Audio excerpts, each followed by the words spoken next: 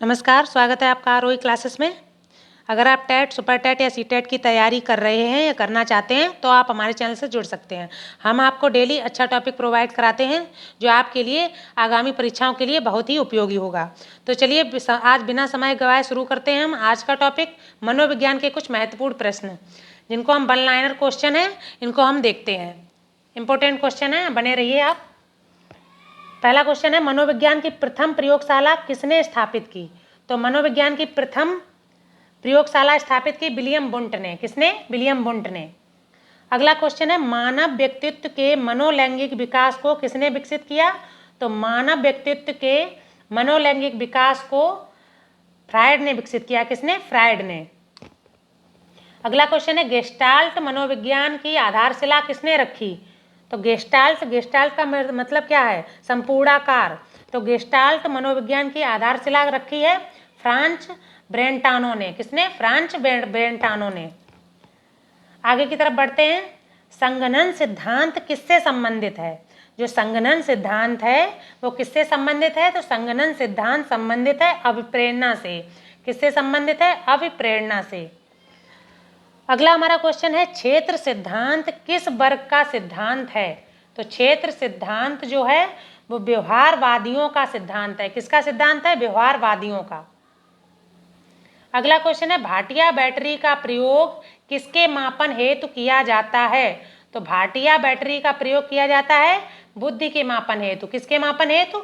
बुद्धि के मापन हेतु भाटिया बैटरी का प्रयोग किया जाता है। भाटिया बैटरी परीक्षण किसके लिए है? बुद्धि मापन के लिए। अगला क्वेश्चन हमारा है, अभिक्रमायोजित अधिगम का प्रत्यय किसने दिया? तो अभिक्रमायोजित अधिगम का प्रत्यय दिया है स्किनर ने। किसने दिया है? स्किनर ने। चलिए आगे की तरफ बढ़ते हैं। Question number 8। क्वेश्चन नंबर 8 क्या कह रहा है कि संज्ञान किस बुद्धि सिद्धांत का हिस्सा है? संज्ञान, तो संज्ञान है गिलफोर्ड का सिद्धांत का हिस्सा है। गिलफोर्ड ने सिद्धांत दिया त्रिआयामी सिद्धांत, उसका हिस्सा है संज्ञान। पे आप जाके देख सकते हैं, गिलफोर्ड का त्रिआयामी सिद्धांत को हमने डिटेल में पढ़ाया है। तो संज्ञान किस बुद्धि सिद्धांत का हिस्सा है? गिलफोर्ड के त्रिआयामी सिद्धांत का हिस्सा है क्या? संज्ञान। अगला क्वेश्चन हमारा निकल रहा है, संवेग का कौन सा सिद्धांत यह मानता है कि संवेगात्मक अनुभव संवेगात्मक व्यवहार पर आधारित है? तो संवेग का कौन सा सिद्धांत यह मानता है कि संवेगात्मक अनुभव संवेगात्मक व्यवहार पर आधारित है? तो यह सक्रियता का सिद्धांत। कौन सा सिद्धांत है? सक्रियता का सिद्धांत। अगला क्वेश्चन हमारा है, कौहल वर्ग का सिद्धांत किस विकास से संबंधित है? तो कौहल वर्ग का जो सिद्धांत है वो नैतिक विकास से संबंधित है। किससे संबंधित है? नैतिक विकास से। कौहल वर्ग ने नैतिक विकास का सिद्धांत दिया था। अगला क्वेश्चन आ जाता है, थॉर्नडाइक का सिद्धांत किस श्रेणी में आता है? तो थॉर्नडाइक का जो सिद्धांत है वो आता है व्यवहारात्मक श्रेणी में। किसमें आता है? व्यवहारात्मक श्रेणी में। अगला क्वेश्चन है हमारा, व्यक्तित्व का सामाजिक अधिगम सिद्धांत किसने दिया? तो व्यक्तित्व का सामाजिक अधिगम सिद्धांत दिया है बंडूरा ने। किसने दिया है? बंडूरा ने। व्यक्तित्व का सामाजिक अधिगम सिद्धांत बंडूरा ने दिया है। अगला क्वेश्चन है हमारा, मिरर ड्राइंग परीक्षण किसके मापन हेतु प्रयुक्त होता है? तो मिरर ड्राइंग परीक्षण होता है व्यक्तित्व के लिए। किसके लिए? व्यक्तित्व के लिए प्रयुक्त होता है। अगला क्वेश्चन है, किसी इच्छा या आवश्यकता में रुकावट पड़ने पर उससे उत्पन्न किसी इच्छा या आवश्यकता में रुकावट पड़ने पर उससे उत्पन्न होने वाला सांवेगिक तनाव कहलाता है। तो कोई इच्छा या आवश्यकता है, उसमें रुकावट पड़ जाने से जो सांवेगिक तनाव उत्पन्न होता है उसको क्या कहते हैं? कुंठा। क्या कहते हैं? कुंठा। चलिए आगे की तरफ बढ़ते हैं। अगला क्वेश्चन है, विकासात्मक कार्य के प्रत्यय के प्रतिपादक। तो विकासात्मक कार्य के प्रत्यय के प्रतिपादक हैं जीन पियाजे। कौन है? जीन पियाजे। विकासात्मक कार्य के प्रत्यय के प्रतिपादक हैं जीन पियाजे। अगला क्वेश्चन है, सृजनशीलता की पहचान हेतु किसने सृजनात्मक चिंतन परीक्षण का निर्माण किया? तो सृजनात्मक चिंतन परीक्षण का निर्माण किया टोरेंस ने। किसने? सृजनशीलता की पहचान के लिए सृजनात्मक चिंतन परीक्षण का निर्माण किया है टोरेंस ने। जी वॉलस के अनुसार सृजनात्मक चिंतन का प्रथम चरण होता है। किसके अनुसार? जी वॉलस के अनुसार सृजनात्मक चिंतन का प्रथम चरण होता है उपक्रम। क्या होता है? उपक्रम। प्रयास एवं भूल सिद्धांत किसने दिया? थॉर्नडाइक ने। प्रयास एवं भूल सिद्धांत दिया है थॉर्नडाइक ने। अगला क्वेश्चन है सीखने में पलायन आधारित है, तो सीखने का पलायन जो आधारित है किस पर?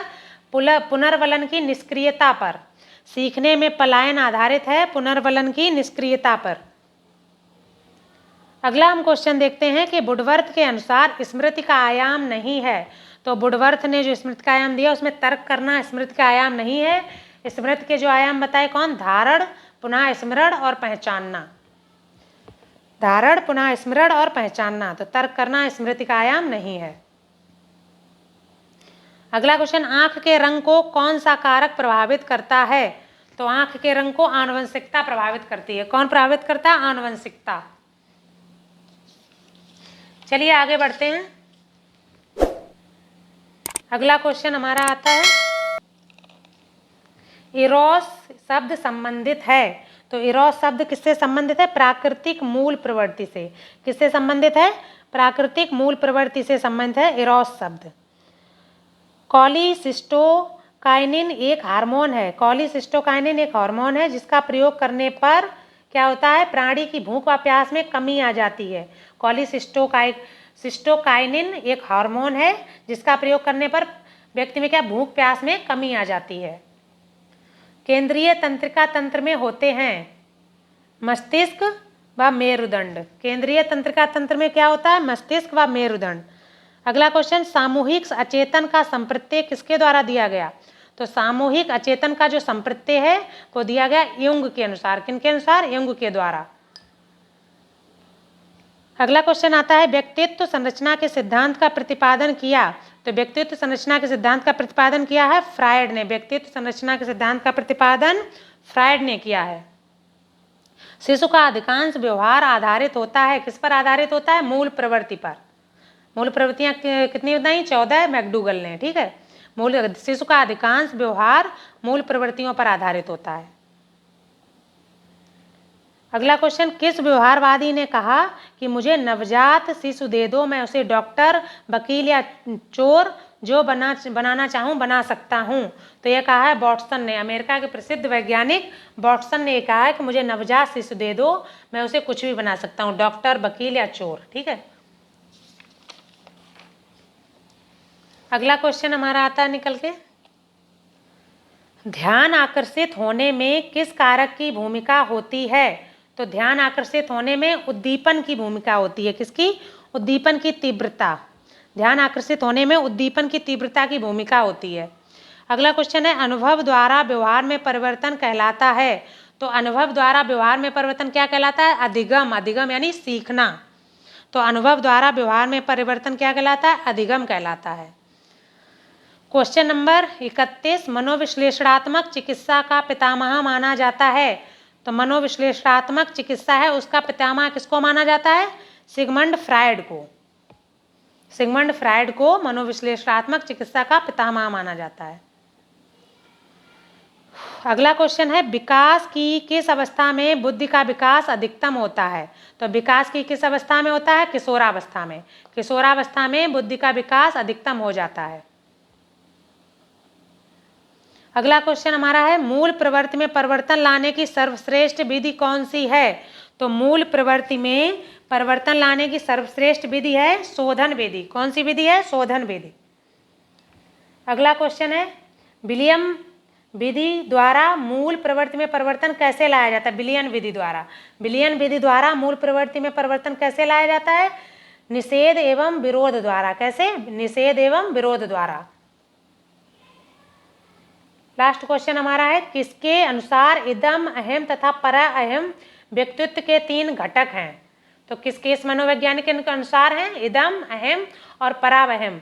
तो सिगमंड फ्रायड के अनुसार व्यक्तित्व के जो 3 घटक कौन से हैं? इदम, अहम और पराअहम। तो आज हमने पढ़े मनोवैज्ञानिक के 35 इंपॉर्टेंट क्वेश्चन जहाँ तक परीक्षाओं में पूछे जाते हैं। अगर आपको हमारा टॉपिक पसंद आता है, क्वेश्चन पसंद आते हैं, तो please like and subscribe Arohi classes. Thank you.